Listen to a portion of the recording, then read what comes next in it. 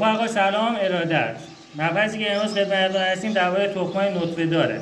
بعد از گذشت 6 روز تا 7 روز تخم‌ها رو از زیر مولدین خارج می‌کنید و با چراغ قوه نطفه سنجگرم دست من هست یا چراغ قوه گوشی خودتون نور داخل تخم‌ها میزنید و تخم‌هایی که رگ دارن رو از تخم‌هایی که رگ ندارن متمایز می‌کنید.